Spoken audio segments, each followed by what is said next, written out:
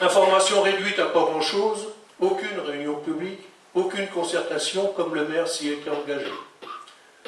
Cela apparaît impensable sur deux sujets d'une telle importance. Comment est-il possible de ne pas solliciter l'aval de la population?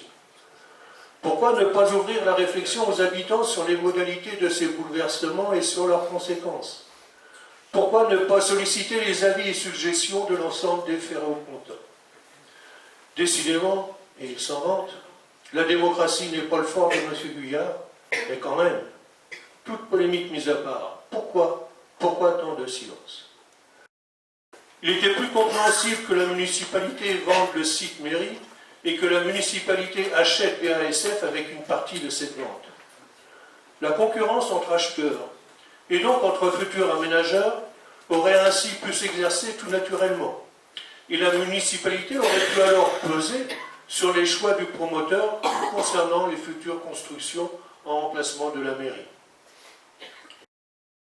Mais si la mairie est appelée à déménager dans une zone à vocation économique et commerciale, c'est bien avec la volonté d'urbaniser l'entrée de ville, toute l'entrée de ville. Le développement de la ZAC va donc se poursuivre, on peut en être sûr. L'urbanisation de la plaine de Tilly n'a donc plus qu'à se faire, malgré l'opposition notamment des habitants du hameau. Alors demain, il y a la clinique vétérinaire, ensuite d'autres commerces peut-être, des nouvelles habitations.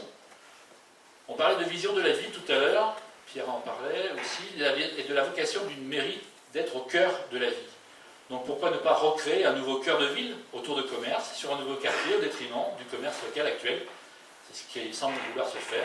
La mairie sera donc centrale géométriquement. C'est super. Ce projet, qui n'a donc jamais été évoqué pendant la campagne municipale de 2014, est en opposition totale avec une certaine promesse du candidat Guyard qui affirmait vouloir un urbanisme maîtrisé. Ne serions-nous pas plutôt dans un urbanisme débridé, irréfléchi, un urbanisme qui serait guidé non pas par l'intérêt des habitants, mais par des choix et des intérêts assez mystérieux? Peut-être bien que si. En tout cas, si on regarde ce qui se prépare sur la site mairie, on peut imaginer. Mais à aucun moment dans les différents conseils, nous n'avons eu une présentation de quoi que ce soit. Nous avons même eu des informations qui sont différentes lors des conseils de septembre et de décembre, puisque en septembre, on nous a parlé d'une première tranche d'un projet immobilier pour un nombre de 100 logements, que le conseil suivant, en fait, on est passé à une première tranche pour un nombre de logements de 140 logements, et que parallèlement, comme vous l'avez au tableau, le premier conseil faisait état de la cession de la parcelle, en fait, de la totalité, qui va de l'avenue de Fontainebleau à la Fileuse, donc y compris gymnase et salle de musculation. Ça laissait de côté l'école Camus, ça laissait de côté également la cuisine centrale. Ouais, si tu veux bien montrer. Donc ça, c'était ce qui nous a été présenté au mois de septembre. Et en décembre, le gymnase, on a appris en fait que le gymnase et la salle de musculation n'étaient plus concernés par cela. Enfin, ou tout du moins, ça reste très très flou. En tout cas, entre ce qui a été passé en échange du 26 septembre pour une parcelle en échange d'une autre, avec un coût, avec des données chiffrées, on arrivait à avoir un échange d'une parcelle contre une autre, sauf que si on y retire des éléments, est-ce que ça a la même valeur? Est-ce que derrière on peut construire la même chose? On ne sait pas. On n'a jamais pu avoir aucune information lors des conseils municipaux sur un temps, un nom, ou au moins savoir quel promoteur allait se risquer à envoyer cette opération, parce que c'est quand même une grosse opération. Maintenant, avec les éléments qu'on peut avoir, et pour essayer de schématiser globalement, que vous ayez une idée quand même de ce qui peut arriver, il a été question au conseil municipal, par rapport à la mairie, d'y laisser simplement une plaque pour symboliser qu'il y avait la mairie à l'époque à cet endroit-là. Mais si on reprend par rapport à ça, par rapport à un site que vous connaissez, à aujourd'hui, je fais référence à la parcelle vendue, donc qui fait 22 000 m². Aujourd'hui, comment ? Presque 23 000. Donc je voudrais par comparaison vous proposer la comparaison avec le site des Marquises, qui en son temps, donc en 2010, représente pour la commune 18 000 m². Donc sur 18 000 m² ont été érigés 227 logements, 28 maisons et 199 appartements. Donc là, comme à aujourd'hui, il ne nous est pas possible de savoir est-ce qu'il va y avoir des maisons, est-ce que c'est des logements verticaux, a priori c'était plutôt du R+3 ou du R+4, mais voilà, pour l'instant on n'en sait rien. La seule chose, c'est que si sur 18 000 m² on peut mettre 227 logements, sur 22 000 m² et en ne mettant pas de maison, on peut supposer qu'on peut mettre presque le double. Donc à aujourd'hui, la seule chose qu'on ait eu comme information, c'est les 140 premiers logements de la première tranche, dont on ne sait pas à quel moment elle va arriver. La seule chose que l'on ait eu en information, c'est que le déplacement mairie était prévu second semestre 2016. Maintenant, est-ce que ça sous-entend que dès 2017, on pourrait raser tout ce qui est autour de la mairie pour ériger une nouvelle construction? En fait, on n'a aucune information. Donc c'était aussi le sujet par rapport à ce soir. Le déplacement de la ville, de la mairie vers l'extérieur de la ville est une chose. L'urbanisation dont on parle, voire, si on se souvient, sans être polémique encore une fois, la campagne de 2014 qui parlait d'une urbanisation maîtrisée. Si vous circulez un petit peu dans Ponthierry, vous pouvez voir quelques exemples d'urbanisation maîtrisée. Donc on a essayé de vous présenter les choses avec en même temps les enjeux qui se posent. D'une part, il y a évidemment l'achat. Alors j'ai marqué achat plus travaux, c'est pas un achat, c'est un troc, mais c'est un troc à travers des valeurs sur les terrains. Donc si on considère pour l'instant que ce terrain-là a un coût, c'est 3 400 000 €. Le site mairie, c'est vrai, est évalué pour 4 500 000 €. Donc ça laisse supposer qu'il y aurait un boni de 1 100 000 € pour la collectivité. Les travaux, alors bien sûr, on peut toujours dire qu'on se contente de venir avec un rouleau de sous-couche et de passer une petite sous-couche un peu partout, et puis on dit finalement il y en a pour 700 000 €. Ça fait cher quand même, juste pour une sous-couche. Mais bon, en réalité, si on veut avoir des bâtiments publics qui soient accessibles au public, il y a quand même un certain nombre de règles, il y aura forcément des travaux à accomplir pour transformer un bâtiment, des bâtiments qui étaient des bâtiments industriels, avec des laboratoires. Tout ce qu'ils faisaient dans le laboratoire, c'était pas juste de faire tourner des ordinateurs. Il y avait un certain nombre de choses qui peuvent nécessiter de toute manière des travaux particuliers pour qu'ensuite on puisse accueillir du public dans les bâtiments. Donc cet accueil du public, forcément ça coûte. Il y a un système de chauffage qui existe, il est peut-être encore plus ou moins en bon état. Enfin, malgré tout, il faut sans doute l'entretenir, rénover un certain nombre de choses. Tout à l'heure, Philippe nous l'a dit, il y a toutes les questions d'isolation qui ne sont pas pour l'instant chiffrées, parce que c'est dans des bâtiments anciens, et d'après ce que j'ai compris, c'est quand même assez compliqué, et donc, plus c'est compliqué, plus c'est cher, pour mettre tout ça dans des normes acceptables aujourd'hui, où on est sur tout ce qui est réduction des gaz à effet de serre. Donc les travaux, une fois qu'ils sont chiffrés, c'est 3 360 000. Tout le monde sait que c'est quasiment aussi cher, des fois plus cher de rénover que de refaire à neuf. Donc quand on sait que sur les surfaces qu'on récupère, il y a 4 700 m², on n'est pas dans des coûts pour les spécialistes. Si vous posez tout à l'heure quelques questions, ils vous expliqueront, il y a des moyennes qui existent, qui sont calculées. On a beau faire ce que l'on veut, au bout du compte, on arrive toujours à des tarifs à peu près les mêmes au mètre carré. Donc quand on dit 3 360 000, ce n'est absolument pas des chiffres surfaits. Ensuite, il y a, alors certes, ils peuvent paraître anodins, des chiffres de frais fixes. Il faut faire une publication, il y a des publications officielles, il faut bien de la téléphonie, il faut bien du réseau informatique. Aujourd'hui, on peut pas. Ça coûte quand même tout ça une petite bagatelle de 120 000 €. Terrain de sport plus gymnase, point d'interrogation. Alors, le terrain de sport, c'est pas du tout de dire qu'on enlève un terrain de sport qui est aujourd'hui utilisé. On a beau nous dire que oui, on va réinvestir et améliorer un des terrains qui se situe sur le COSEC, il n'empêche qu'en mètres carrés destinés à faire du sport, on diminue le nombre de mètres carrés destinés à faire du sport sur une commune qui va avoir plus d'habitants. Donc, si on est logique, on est dans l'obligation de prévoir un nouveau terrain de sport quelque part. Voilà.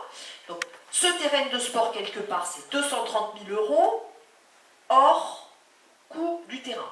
Il y a quand même des travaux à faire, ça ne se fait pas comme ça, il faut quand même prévoir peut-être des tribunes, enfin voilà. Donc ça coûte aussi un certain prix. Donc 230 000 €, c'est hors l'acquisition du foncier. Le gymnase. Alors quand même, tout à l'heure Denis et Philippe l'ont évoqué, c'est quand même curieux. Au conseil municipal, ils font voter un troc sur une surface qui contient le gymnase de la Fileuse et la salle de muscu. Bien évidemment, ceux qui l'utilisent au quotidien sont montés un peu au créneau. Et les vestiaires du foot et un peu de cantine. J'en reviendrai après sur la cantine. Donc, rien que cette partie-là de bâtiment. Ensuite, on vous dit, ah oui, mais bon, finalement, on fait quand même l'échange, et puis on verra bien après comment on traite le gymnase. Enfin, s'il est dans l'échange, il ne vous appartient plus. Enfin, vous le vendez ou vous ne le vendez pas? Si vous le vendez, vous imaginez bien comme promoteur, il n'en a quand même pas grand-chose à faire d'un gymnase. Il y a quand même fort à parier, si ce n'est pas dans 1 an, dans 2 ans, dans 3 ans, il transforme, il abat, puis il fait autre chose, qui va lui rapporter plus de sous. Donc nous dire, non, mais il n'y a pas de gymnase, quand ils auraient repassé une délibération en disant, écoutez, finalement, on a réfléchi, on change le périmètre, et le gymnase n'est pas dedans. C'est autre chose. Mais c'est pas ce qu'ils ont fait. Donc, à partir de là, quand on dit que c'est pas sérieux, que c'est dans la précipitation, on le voit bien. Je fais pas. Mais surtout, je change pas les décisions de conseil municipal. Ce qui laisse ouvertes toutes les interprétations, mais sur une base tout à fait légale. Si vous êtes propriétaire de quelque chose, fort heureusement, vous en faites ce que vous voulez. Voilà. Donc, je rajoute un gymnase, moi, quand même.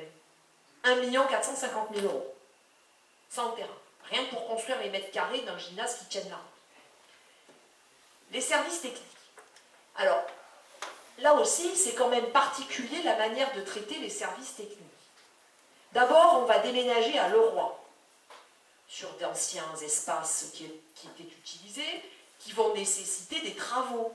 C'est-à-dire qu'on ne va pas faire travailler des gens sans travaux. Et puis, ce n'est pas juste, là aussi, un petit aménagement de rien du tout. Les salariés ont des droits, il leur faut des douches, enfin, surtout chez le service technique, où quand même, ils ne sont pas assis toute la journée sur une chaise. Donc, il leur faut quand même des douches, il leur faut un certain nombre de choses. Donc, tout ça, ça coûte.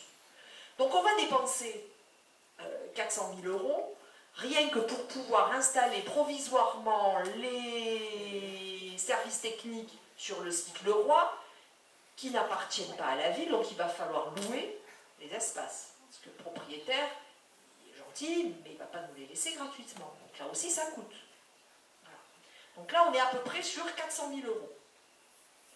Puis ultérieurement, une fois que probablement le site aura une autre vocation plus lucrative, il va bien falloir reloger les services techniques dans des espaces qui conviennent au matériel, etc. Donc, effectivement, il y a le bâtiment C qui n'est pas utilisé. Peut-être qu'un des 2 bâtiments actuels peut servir sur la partie bureau, mais il y a quand même tout le matériel, il y a quand même des besoins d'espace spécifiques. On ne met pas ça, c'est pas un garage ordinaire comme à la maison. Donc ça aussi, ça va coûter. On a quand même une flotte de véhicules, on ne les laisse pas dans n'importe où, n'importe comment. Donc ça, c'est chiffré à 780 000 €. La demi-pension. Si vous vous souvenez tout à l'heure, quand Lionel vous a mis le doigt, la surface qui est vendue, qui est échangée, elle a un bout de trait.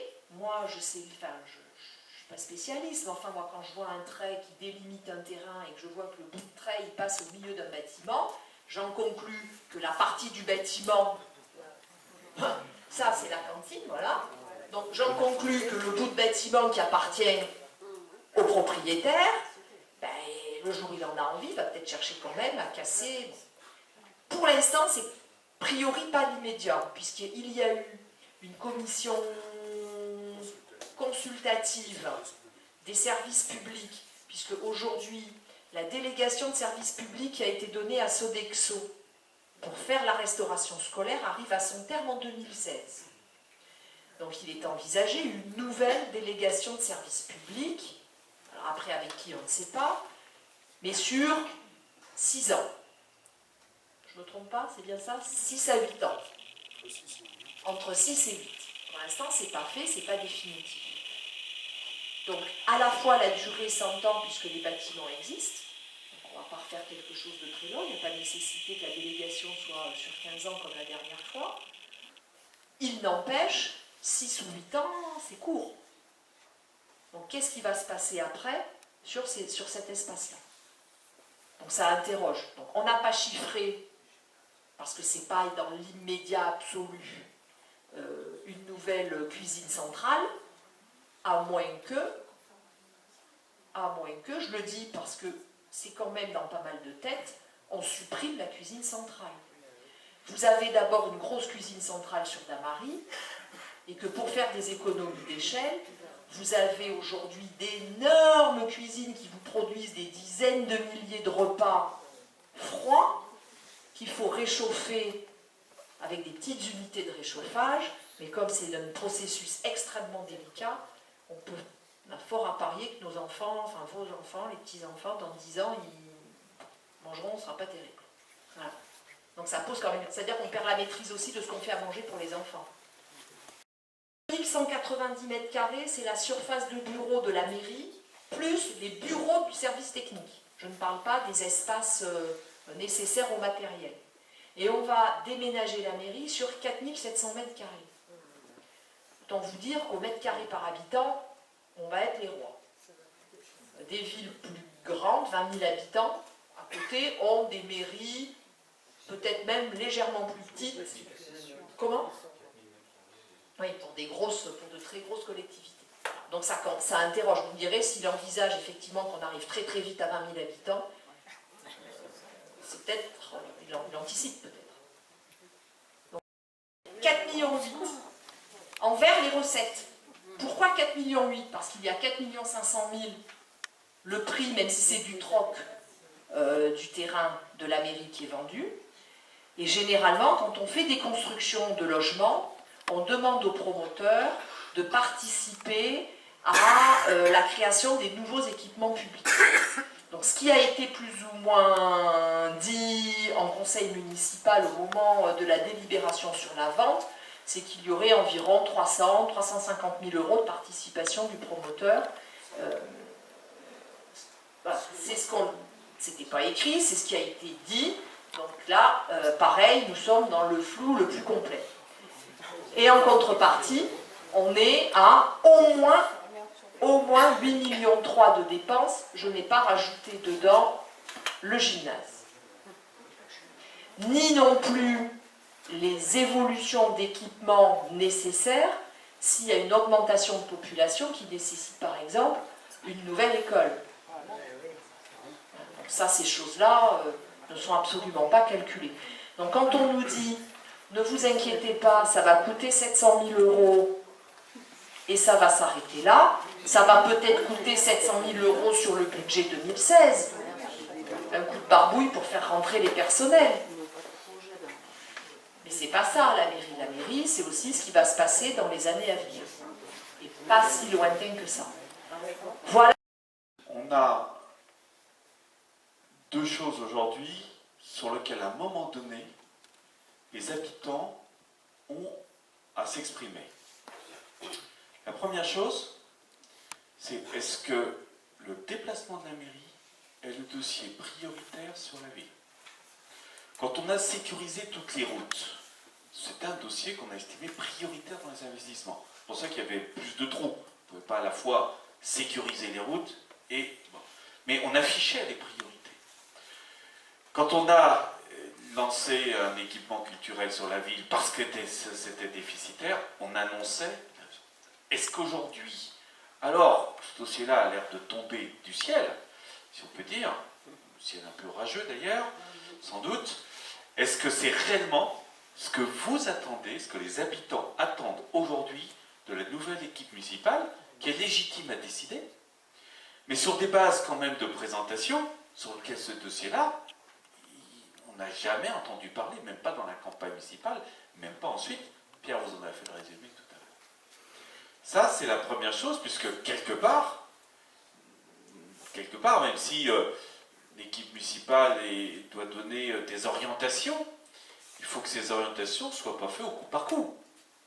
Voilà. Surtout avec de mauvais coups. Donc ça, c'est la première question sur laquelle il va falloir que chacun puisse prendre la parole, s'exprime. Bon. Aujourd'hui, on s'est engagé sur ce mandat-là, sur la construction d'un gymnase.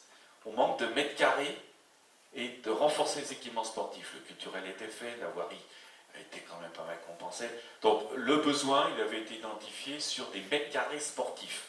Pas pour en retirer, pour en remettre. Voilà. Alors ça ne veut pas dire qu'il n'y a encore pas des structures culturelles qui ont besoin d'évoluer. De photos, etc. Bon, ça, on avait ça. Mais le gros dossier financier, c'était l'engagement sur le sport. Voilà. Il y a peut-être d'autres besoins, il y a peut-être d'autres attentes qui sont différentes de ce que nous-mêmes pensions il y a 2 ans, 3 ans, comme étant une priorité. La deuxième grande question sur laquelle il va falloir que vous puissiez vous exprimer, c'est la vision de la ville. Derrière tout ça, c'est une vision de la ville. On s'inscrit dans l'histoire, non pas pour refermer, mais mettre une cloche sur le passé et dire on ne bouge plus rien et on fait. Ça ne fonctionne pas comme ça, ça ne peut pas fonctionner comme ça. La société évolue, on est dans le mouvement et on doit accompagner le mouvement. Voilà.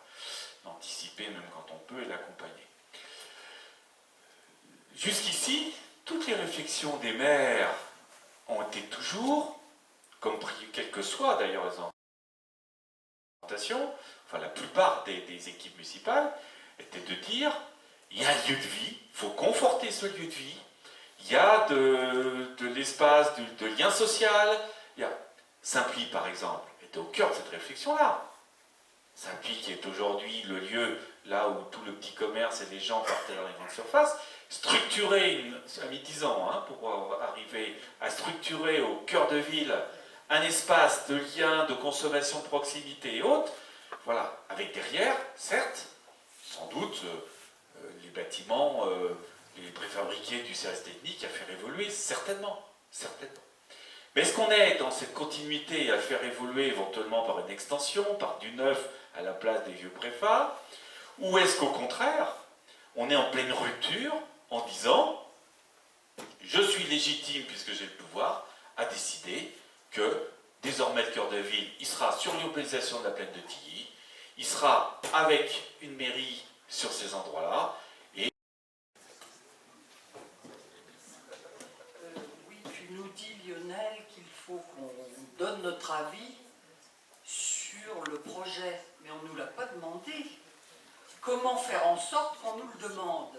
Moi, j'aurais bien une idée, ça serait un référendum populaire, mais comment faire pour en obtenir un avec des gens qui ne veulent pas le dialogue, qui fuient dès qu'on leur pose une question, qui détournent la conversation? Alors, est-ce que vous, les 7 personnaires, comme tout à l'heure, est-ce que vous avez un petit déclic pour déclencher ce genre de... Plutôt que d'aller manifester, moi je veux bien aller boucher l'autoroute, mais j'ai pas de tracteur chez moi, j'ai même pas de brouette. J'aurais juste des petits bras. Mais un référendum, ça s'organise, on a le droit de le provoquer, mais est-ce que vous avez des tuyaux là-dessus? Alors, les outils de concertation, tu veux dire un mot, Pierre, là-dessus? Tu veux répondre là-dessus? Je ne pensais pas devoir répondre, mais c'est ce que j'ai essayé de dire tout à l'heure. Le triptyque que j'ai développé, il est cohérent. On ne veut pas informer, parce qu'on ne veut pas demander l'avis des gens. Pourquoi on ne veut pas demander l'avis des gens? Parce qu'on veut faire ce qu'on veut. Voilà. Et puis, un deuxième partenaire là, qu'on ne connaît pas, qui lui aussi a envie de faire ce qu'il veut. Et tout ça, ça devrait être ficelé en mars, dans 2 mois. Donc effectivement, moi je ne suis pas pour donner mon corps à l'autoroute non plus. Mais je suis vraiment pour que les gens que vous êtes, les gens que nous sommes, qu'on se réveille et puis qu'on fasse quelque chose. Alors je ne sais pas sous quelle forme exactement. Je sais que le prochain conseil municipal c'est le 8 février. Donc c'est une échéance qui va être... Mais déjà le 8 février, si on attend le 8 février, c'est déjà un peu tard. Donc voilà. La proposition de s'organiser m'apparaît pas inutile. Et assez pressante.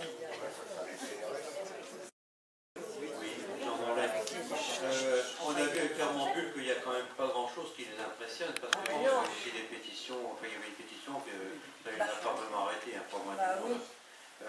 Par contre, une pétition sur Internet, ça ne les arrête peut-être pas. S'il y avait une pétition plus générale, si on arrivait à s'organiser pour faire signer une pétition auprès de la population et avoir vraiment un nombre de signatures important, est-ce que ça ne pourrait pas être la solution? Commencer par ça.